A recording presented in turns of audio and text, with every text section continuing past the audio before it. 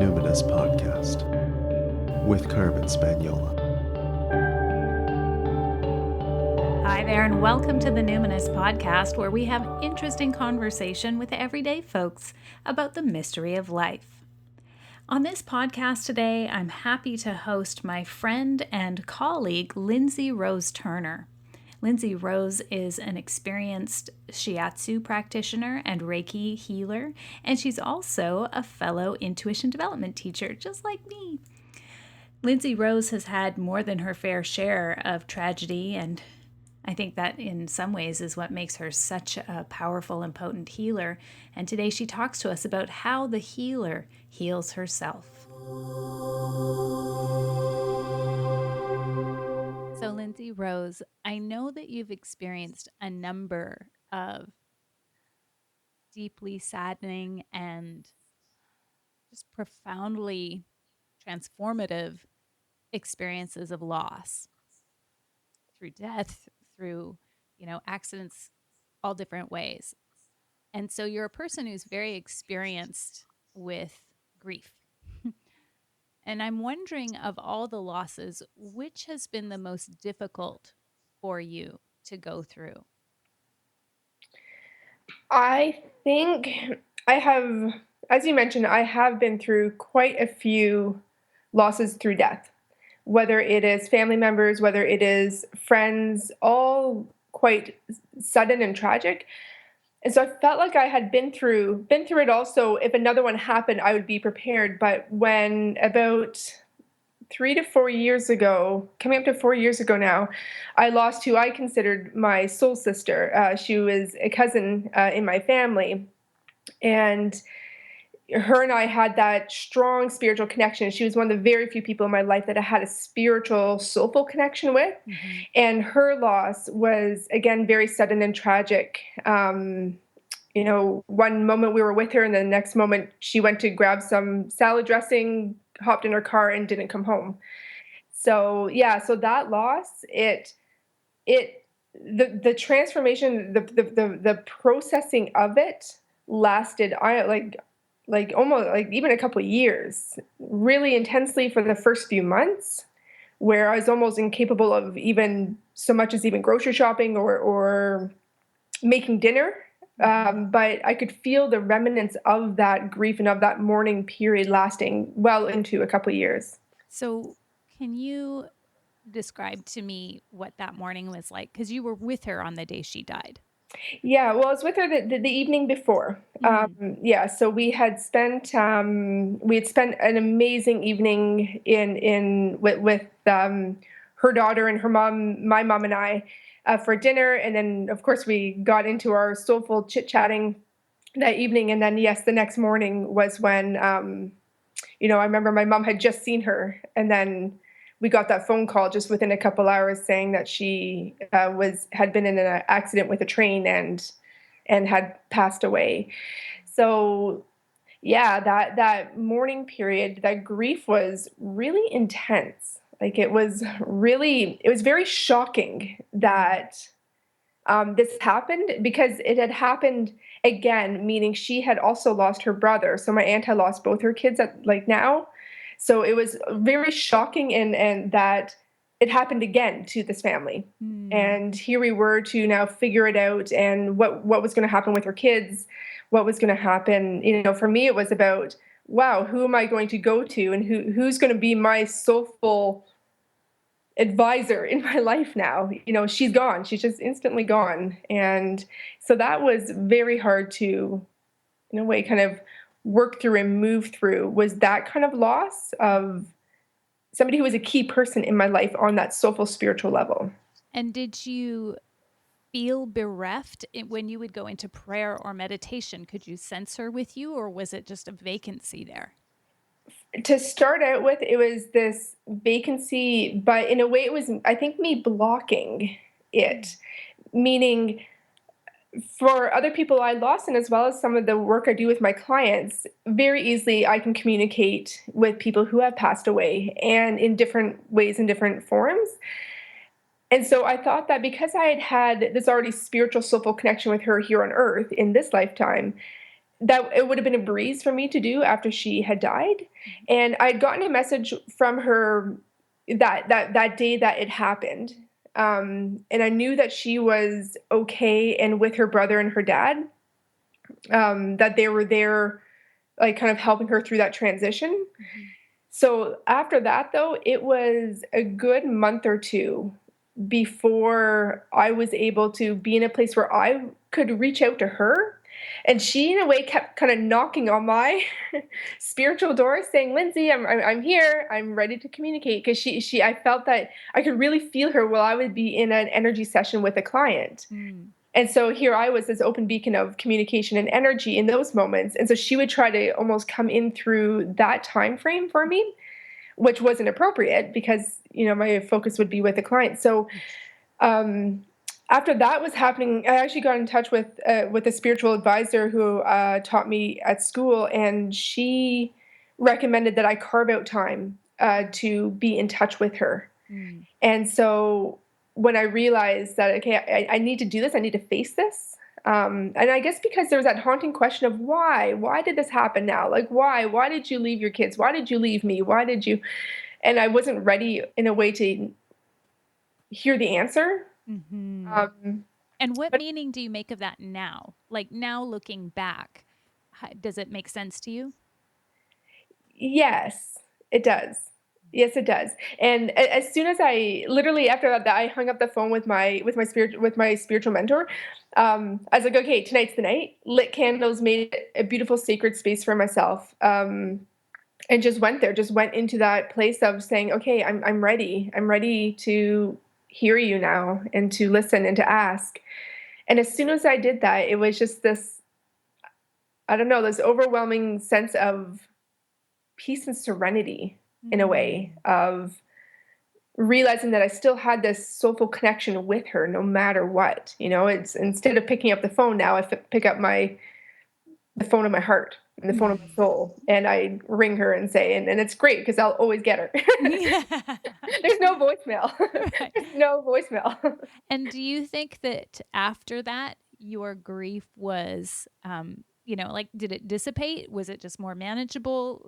What shifted after you had that session with her that night? It was that feeling of, in a way, abandonment dissipated for me because I still then felt her with me all the time. And we became almost like partners in spiritual crime together. Meaning we would, like often she's one of my actually strongest, I almost want to say soul advisors now of both my life. And if I'm working with clients, I'll often call her in almost as this guardian angel of being like, I feel like I'm missing something. Can you give me some insight? And I can clearly just hear her voice and she just guides me. So there is that feeling of now having her, back here as this truly a soul sister now. So the feelings of abandonment eased up. But what fell into the place was this deep, feeling of not being safe. So, and that presented itself through anxiety.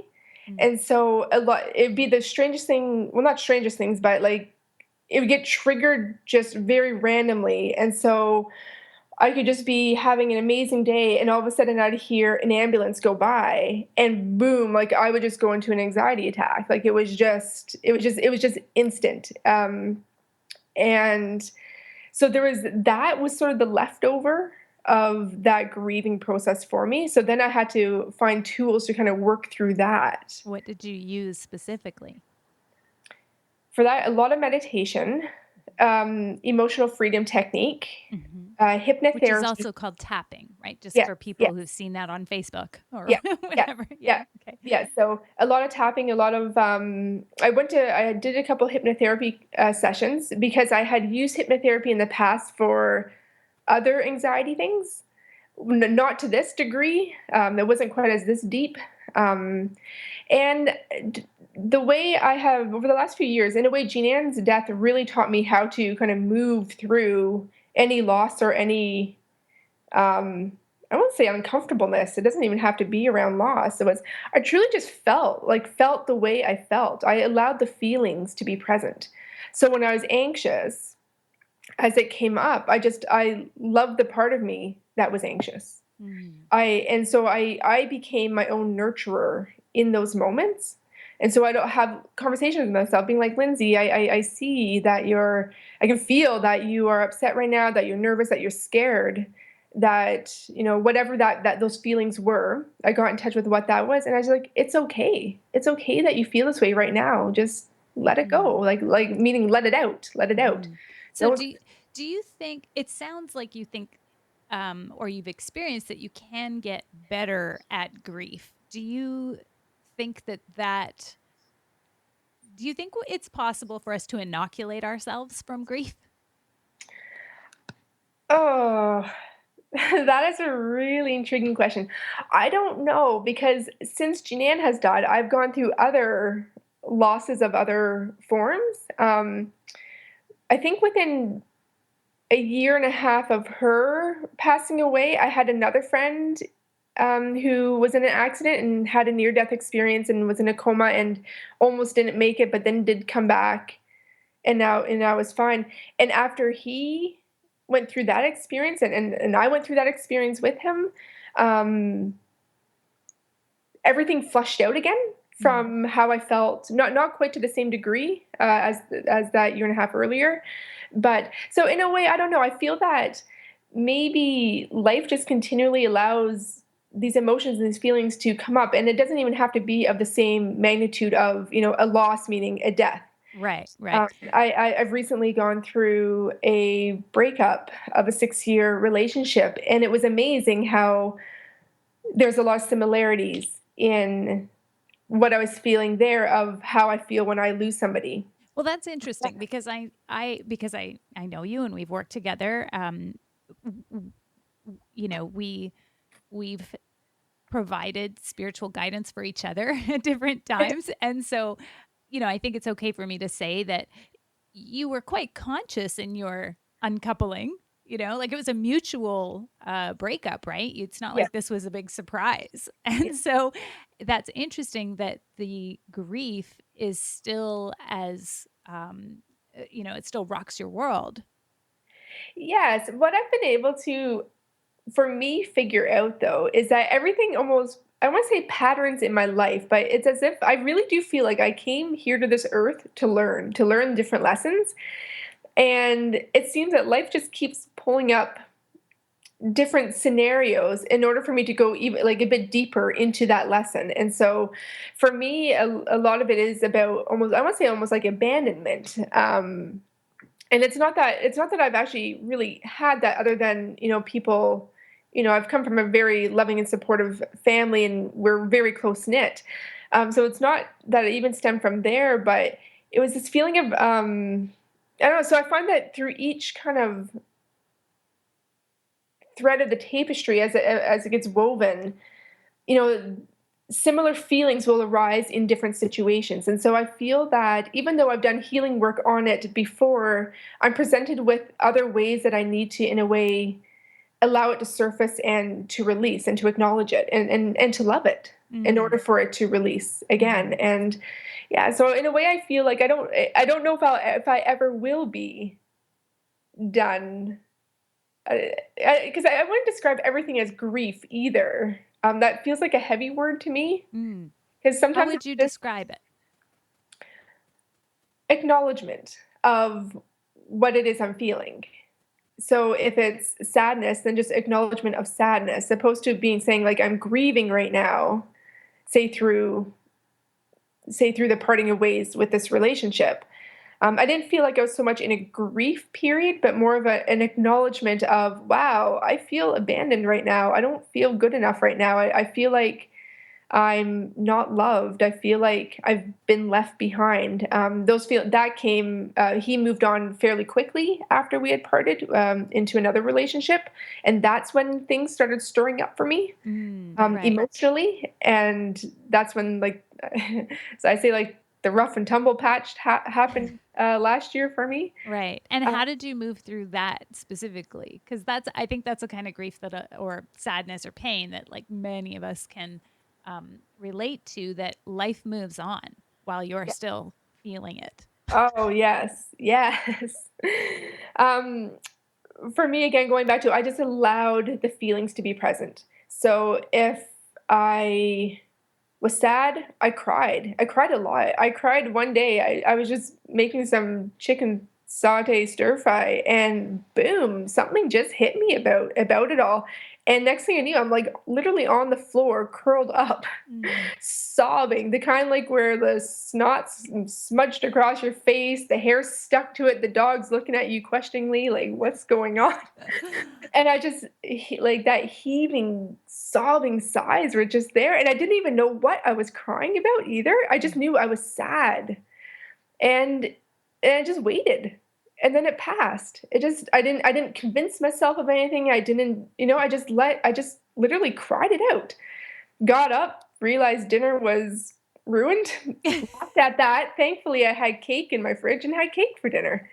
And so for me, it was just being present and feeling every feeling that came up and allowing it to be there, giving it a loving space to be there, to surface and then to release. And then what do you do? And then I did a lot of soulful and spiritual exercises, and that's what had helped me as well through other loss of through death as well. So drawing a lot of angel cards for guidance, and for me it was just assurances. I just needed to be. I swear every card I drew, I was able to attach a meaning of. Oh, this means I'm moving on. This means I'm going to be happy in 3 months. This means I'm going to have another great love in my life. Like no matter what the card was, that's how I interpret it. But I needed that. I needed that assurance from this, from these cards.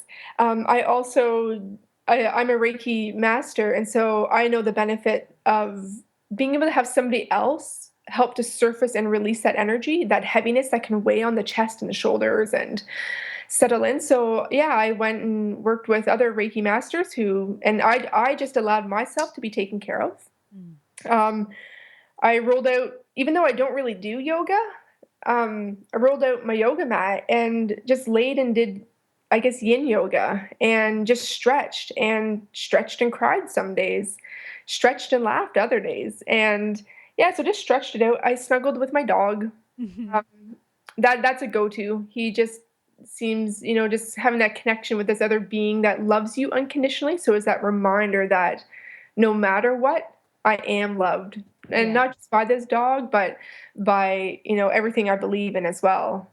And So when you are working in your practice as a Reiki practitioner, and you also do shiatsu massage, when you're doing healing work or when you're teaching intuitive work in your intuition classes, do you ever notice the inner saboteur who's like, you're such a sham, you're such a fraud because you're always, you were just crying on the floor last night eating cake for dinner. Like, do you ever have that? Or are you always able to, like stay in that place of self-care? Because I wish my inner guide was as gentle and kind as you are all the time, it sounds like, to yourself. it's not always. It's really been through these last few years of figuring out, like being like, oh, I kind of need a new way of dealing with this stuff because the old way of just shutting it down isn't working. Mhm. Um, yeah, as in feeling like a bit of a putting on a fake face for other people in the work that like when I'm with them. At first, I would, but in all truth, I've learned to try to be as present as possible. Meaning, and to allow both spectrums of the process to be present. So if I'm happy, then I acknowledge that I'm happy. And if I'm at peace, I'm at peace. But if I'm crying and sad, I'm sad. And to me, there's space in a day for all of that to be present. So just because I was crying in the morning and heart was wrenching then, when usually I arrive at my office and I see this beautiful soul walk into my office who needs to be taken care of, truly in that moment, I feel like I am purposeful.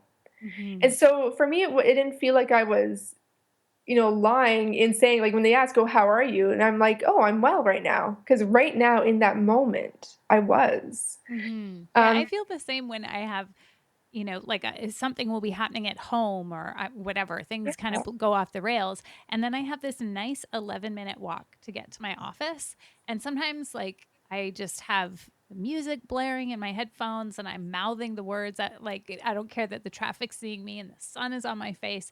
And truly, it's a transformative, it's like a medicine walk. And I get to the office and I'm just in a different kind of space. I've just hollowed out and now spirit is just moving through me. Mhm. And all of that stuff I will be present to when I get back to it. But I sort of feel the same way, that it's like that actually I find that quite restorative to be Yes. in that moment and be like, I get to be a channel for something greater to come down. And it's like both of us, it's like that person is stalled on the side of the road and I'm going to come up with the battery and give them a little boost and we're both going to go happily on our way, right? Feeling more energized. Absolutely. And one of my other resources that I love, I'm sure some of your listeners know of Danielle Laporte, and her kind of main platform right now is called Core Desired Feelings. Mm-hmm. And so for me, it was about getting in touch with how I ideally would love to feel. And so for me, a lot of that on my core desired feelings is to feel fulfilled and purposeful, inspired and loved. And so in the work that I do with other people, whether it's teaching or one-to-one work, I truly do feel fulfilled with them and purposeful. So in a way, everything I was desiring to feel, it was almost as if my clients were giving me that gift during that time of change and transition and moving forward. Mm-hmm. I also found though as well that outside of, I almost want to say, one-to-one sessions and when I'm directly working with people, because for me it's like they're there, they're paying me, it's their time to be taken care of. But sort of outside of that, through social media or through my own blog, and that I actually found that by being honest and exploring and expressing my own vulnerability of saying, you know what, I'm not okay right now. Or, like, wow, I'm really struggling with this, but this has helped me so far. And so I found actually sharing that with others, it was amazing how, in a way, other people's response makes it, and I almost would see people like take a big breath and be like, oh, you're human too. Mm-hmm. Yeah, like Yeah. I Yeah. don't know why people think that those of us maybe who do this work, we magically never ever feel hurt, or we never feel sad, or we never feel anything negative, because we have all these resources and we're so easily able to guide other people to a place of okayness. Um, yeah, and so in a way, I found that expressing my vulnerability of when I wasn't doing so well to people, it allowed them to almost soften around me a little bit more and relax around me a little bit more. And it was almost about getting over this hump of asking for the support as well, Hmm. without specifically having to say like, "Hi, I need your support." I did do that to my my close circle of friends when, through deaths and through the breakups and all that. Like, I'd specifically message them or text them and just say, "I need you right now. I'm not doing well. Mm-hmm. I just need you to listen, or I need you to vent with me, or I need you to bring that cake over and maybe a bottle of wine. Yeah.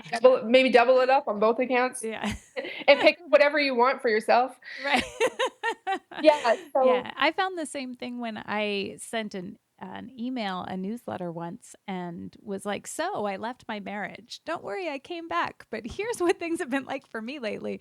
And I also found that there was something very deepening about being that honest, and that it resonated more deeply with people. And there is a myth that when you're a healer, people think, well, it kind of speaks to my earlier question, that people think you're inoculated from pain, and that's just something everybody should know. We're just gonna tell you, Lindsay Rose and I are telling you right now, that becoming spiritually attuned and connected does not inoculate you from pain. If anything, you're more acutely aware of all the layers and depths. So another thing I know that you've been doing around the breakup was love school. yes, Tell me a yes. little bit about what's been most helpful about love school. Well, Love School. Oh, I love Love School. Love School is a derivative of Locate Your Soulmate website, and yeah, Love School is. Oh, gosh, I almost don't have words to describe it because it's been so beneficial for me. Meaning, it's a way to kind of work through. I'm gonna say singlehood, but I don't know if I would even say that. Um, but in a spiritual way, it's not about like, oh, you need to do this, this, and this, and this, and say this and this and this to get the next partner. It's truly about turning the mirror to yourself and going through these very easy step by step modules of forgiveness, forgiving others, forgiving yourself, of connecting and embracing guides and angels to help you on your journey. So for me, that means just sort of trusting in a higher source. That I always say like that my angel posse has my back through life. Right. Yeah, and yeah, so Love School has been a great spiritual resource for me. Yet yeah, I think even people who aren't woo woo spiritual would love it as well because it's not built to that woo woo level. It's just really good stuff. Yeah, I And agree. We now Robin Arnold, the creator of Love School, was on the Numinous podcast. I think she's episode number 4, and she talked about her experience of losing her twin brother Reese and how she came to understand how to heal your heart, heal your mind, so that you can move forward, attracting the kind of love you want in your life, in spite of your wounds, in spite of the pain, yes. and sometimes even because of. And so she created Love School, and as I was doing some consult work with her while she was creating it, and I remember just thinking, this is great for me and my marriage. This is great for Yes. anybody to keep love at the center of their relationships. I mean, it's a really great resource, and there'll be links to that in the show notes for today. But Yes. I wonder if there was one exercise that you found particularly poignant or healing for you from Love School. Oh yes. The thing that resonated the most, I probably I can't remember exactly what module or what exercise it was. It was that clear message that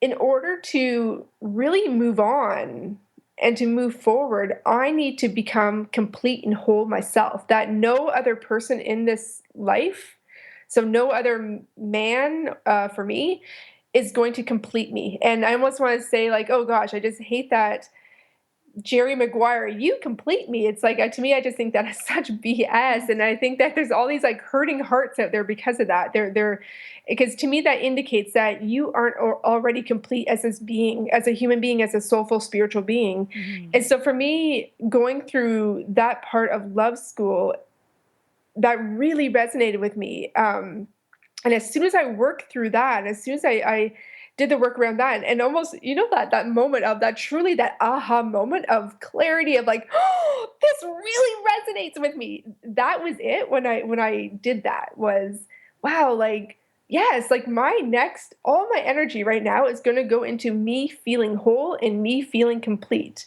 Mm. And yeah, it was I think Marianne Williamson also has a quote from her book Return to Love around that as well. And I think it goes something like the purpose of a relationship is not for two incomplete people to become one, but for two complete people to join together for the greater glory of God.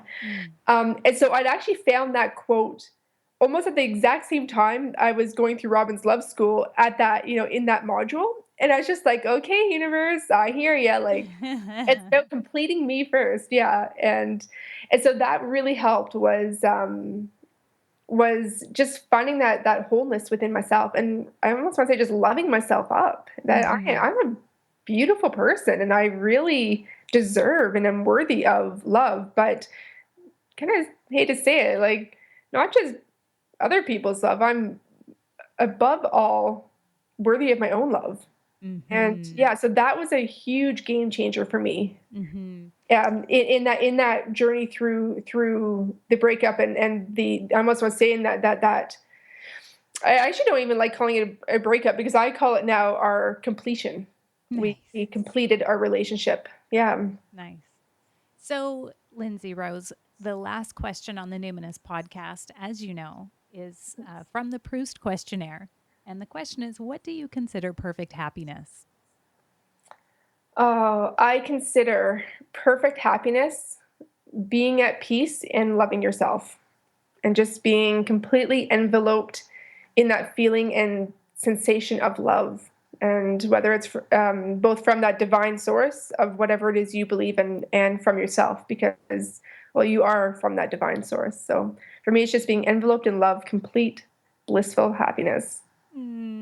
I can feel the love enveloping us right now. Thank you so much for being on the show, Lindsay. Thanks for sharing your experiences and all the amazing tips and tools and advice. And you've really inspired me as we've watched each other grow and develop as practitioners and in our businesses. I'm really honored to count you as a colleague. Thanks so much for coming on the show. Thanks, Carmen. Oh my goodness, such a good conversation. Okay, let's recap because there were so many highlights and I want to revisit a couple of good ones. I really like how Lindsay Rose, when she described the advice that her spiritual mentor gave her, it was to carve out time to be with our loved ones who've died. That to me is very special. And I know that whenever I carve out time to visit kind of my little altar of the ancestors in our home, I feel a little guilty because there's often big chunks of time between my visits, and I feel like I should be visiting more often. So that was a really nice reminder for me. And I also want to mention that, you know, as Lindsay Rose said, even healers need a spiritual mentor. So the time to get a spiritual mentor is not when you're in the midst of crisis or major transition necessarily. I mean, yes, that's a common time, but what I would say is, you know, you establish a relationship through learning from someone, learning from someone who's a great teacher, and then you have someone to call on in a spiritual emergency that you already trust. So if you don't have a spiritual mentor in your life, don't wait until you're in crisis or major transition to get one, because even healers need spiritual mentors. I also really loved the way that Lindsay Rose talked about becoming her own nurturer when she identified the anxiety that was coming up from those feelings of abandonment. And I loved it when she said she loved the part of herself that was anxious. And just even the way she was talking to herself, I found that very touching. And I'm definitely going to reframe let it go to mean let it out. That was really great. And remember that Reiki, that tip to get Reiki is so important, because not only does Reiki, that energy work, surface density of energy in your body and in your spiritual being, but also, if nothing else, it's you allowing yourself to be nurtured. That's so important when you're feeling like it's all you can do to just get your pants on and leave the house every day. So yeah, I really want to thank Lindsay Rose for coming on the show. That was just jam-packed with great resources, and I really felt her heart in that. If you'd like to connect with Lindsay Rose, there's 2 websites I'd like to bring to your attention. So to book sessions with her or to find out more about her school, you can go to Lindsay Rose Heal. So it's LINDSAYROSE Heal. And if you'd like to learn more about what Lindsay's up to right now, I'll tell you, she has been doing some really amazing cross-country road trips with her and her sidekick there, her dog Jake. So you could go to lindsayrosesoul.wordpress.com to find out more about where she's been on her cross-country journey and where she is in her healing journey. And finally, to learn more about Love School, you can go to locateyoursoulmate.com. So I think that was a perfect way to finish this format of the Numinous podcast. So this is episode 60, and I'm going to take a hiatus for a while and press pause on the interviews for a bit. However, this episode, it turns out, segues perfectly into a special edition Numinous podcast. The next show is going to be a recorded lecture I gave live to a National Association of Hypnotherapists here in Canada on healing the abandonment wound. Of course, it's directed towards using hypnotherapy for that, but I'm synthesizing the work of several neurologists, therapists, sociologists, and talking about how we can address that abandonment wound. As Lindsay Rose was saying, even though she grew up in a very loving and supportive family, abandonment happens to all of us. And so it can happen through death or divorce or disease. It's basically any time when you are stuck and life keeps moving on. And then, of course, there are those of us who did not grow up in loving, supportive homes. And so there may have been addiction or abuse, or perhaps there was bereavement very early. There's all different ways in which we're all affected by abandonment. And of course, the very primal abandonment wound is the loss of our mother's heartbeat.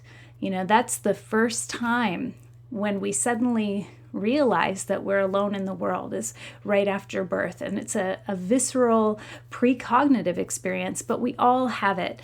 And so yeah, I hope that you'll enjoy that special long form edition.